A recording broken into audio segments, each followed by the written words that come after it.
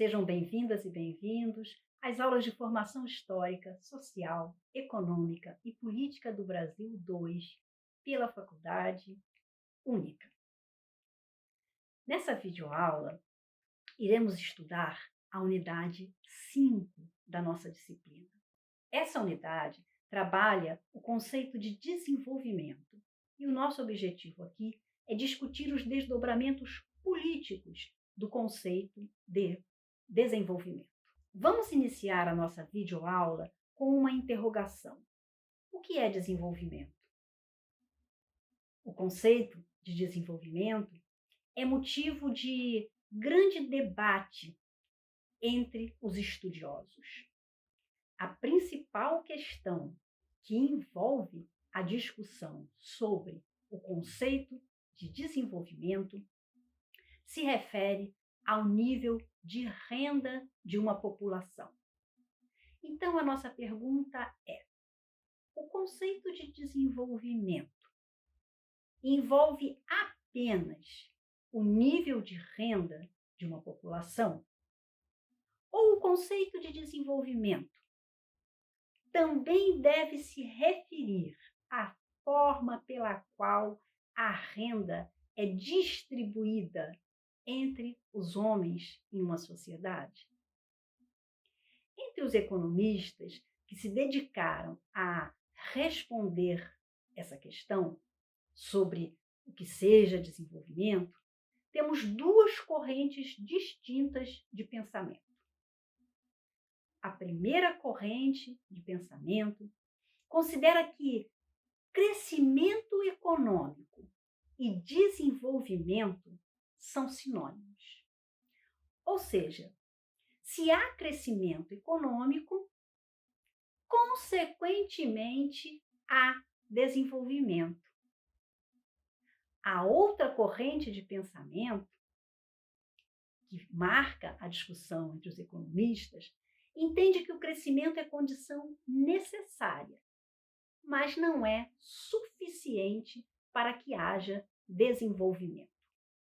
Para estes economistas, o desenvolvimento deve gerar mudanças qualitativas nos modos de vida das pessoas e também deve gerar mudanças qualitativas nas estruturas produtivas.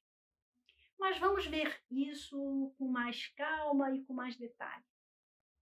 Aqueles economistas que entendem que crescimento econômico e desenvolvimento são sinônimos são os economistas clássicos e os neoclássicos. Esses economistas, os clássicos e os neoclássicos, criaram modelos de crescimento econômico através da análise das economias de países já desenvolvidos. Nessas análises, eles incluíam apenas as condições econômicas que proporcionavam esse desenvolvimento. Então, o que temos aqui? Temos uma análise sobre desenvolvimento de uma sociedade baseada apenas em dados econômicos.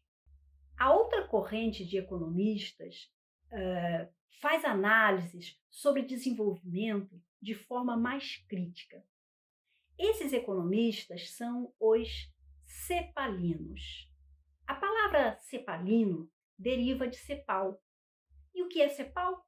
CEPAL é uma sigla que significa Comissão Econômica para a América Latina. Os economistas da CEPAL se dedicam, entre outros assuntos, a compreender o que seja o desenvolvimento e como alcançá-lo. Os economistas cepalinos analisaram os países da América Latina que são não desenvolvidos e mostraram que o desenvolvimento econômico sozinho não é desenvolvimento. Os cepalinos entenderam, então, que o crescimento econômico sozinho não se refere ao desenvolvimento de um país. Para que um país possa ser considerado desenvolvido, é necessário que toda a população desfrute de um nível mínimo de qualidade de vida. Os cepalinos entendem que, para que isso aconteça, é necessário que haja um projeto de transformação social capaz de dar prioridade à qualidade de vida da população. Os economistas da CEPAL entendem que somente um projeto social que seja capaz de priorizar a melhoria da qualidade de vida é capaz de transformar crescimento econômico em desenvolvimento. O desenvolvimento do Brasil pode ser dividido em 3 ciclos. São eles: Estado e integração territorial, nação e desenvolvimento, democracia e justiça social. Vamos falar sobre cada um deles. O nosso ciclo, Estado e integração territorial, é longo. Esse ciclo se estende da proclamação da independência, em 1822, até o fim da República Velha, em 1930. O ciclo Estado e integração territorial é marcado pela preservação do território nacional e pela integração entre as regiões brasileiras. Esse ciclo foi marcado por acontecimentos importantes. Entre esses acontecimentos importantes, temos a formação da República, a abolição da escravatura, a criação do mercado de trabalho assalariado e o forte movimento imigratório de origem europeia e asiática. Esse ciclo também foi marcado pela exclusão da população negra da sociedade brasileira.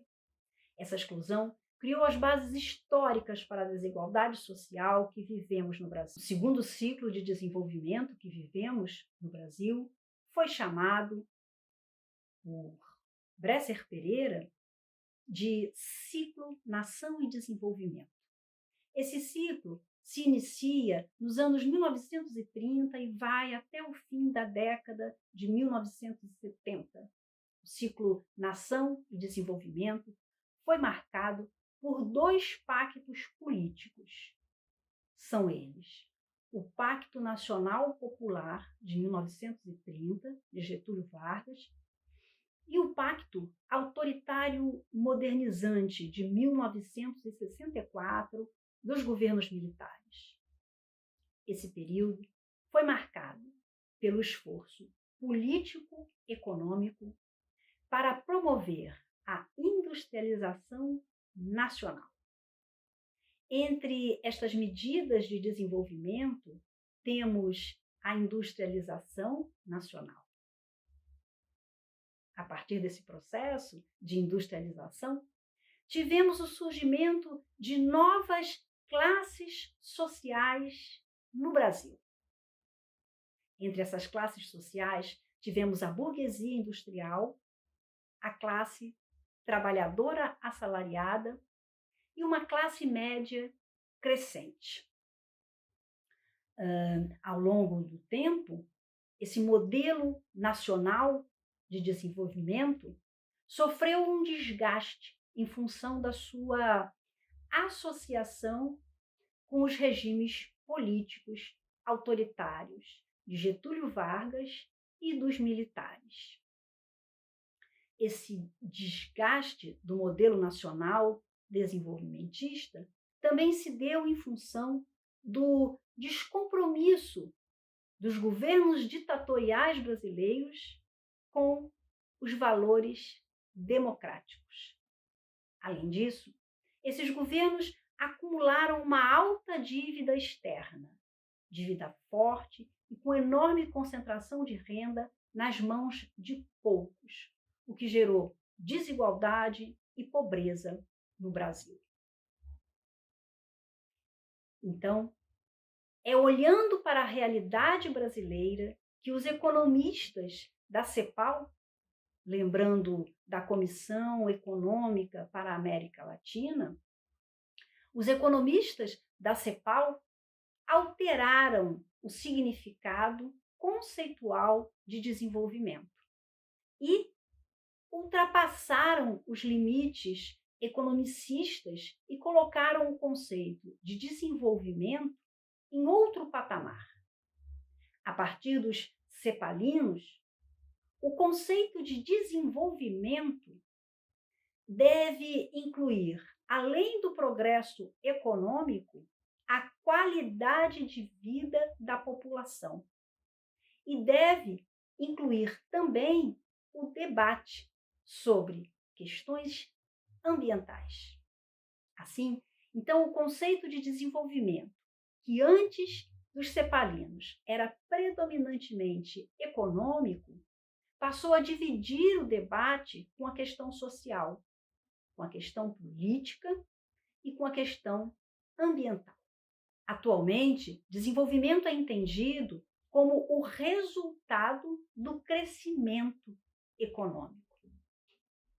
Mas esse crescimento econômico tem que ser acompanhado de aumento na qualidade de vida da população. Isso inclui melhora nos indicadores de bem-estar econômico e social, análise dos níveis de desigualdade, análise das condições de saúde, das condições de emprego, alimentação, moradia e educação. Tendo em consideração esse novo conceito de desenvolvimento, vamos ter uma nova disputa ideológica sobre a forma ideal pela qual devem agir os governantes para que possam atingir esse desenvolvimento. Essa é uma discussão política que vai se dividir entre os que acreditam que o mercado deve se regular sozinho e os outros que acreditam que o Estado deve ter uma participação ativa no controle da movimentação do mercado. Os liberais são aqueles que acreditam que o mercado deve se regular sozinho e que a participação do governo na distribuição da renda gerada deve ser mínima. Por outro lado, temos os keynesianos. Os keynesianos acreditam que o Estado deve ter uma participação ativa na economia, que o Estado deve controlar o mercado e garantir que a produção de renda se traduza em melhorias nas condições de vida para todos. Somente assim, para os keynesianos, o desenvolvimento estaria garantido. Assim, encontramos duas formas de pensar a participação do Estado na economia: o liberalismo e o neoliberalismo. Vamos definir essas formas de pensamento econômico. O liberalismo é uma corrente de pensamento que tem origem na Europa, no fim do século XVIII. Essa corrente de pensamento se desenvolveu com base nas ideias de liberdade individual, seja a liberdade individual pensada na esfera política, seja a liberdade individual pensada na esfera econômica. O liberalismo não implica o fim do Estado. Pelo contrário, o Estado é a garantia das liberdades, pois o Estado deve funcionar como o administrador da economia. A base do pensamento liberal é a ideia de livre mercado, ou seja, os liberais acreditam que o mercado é capaz de se autorregular e a atuação do Estado, nesse sentido, deve ser mínima. Com a crise econômica de 1929, o contexto mundial mudou e a concepção de que o Estado não deveria interferir nos mercados sofreu um grande revés com a teoria de John Maynard Keynes. Em 1936, Keynes publicou a Teoria Geral do Emprego.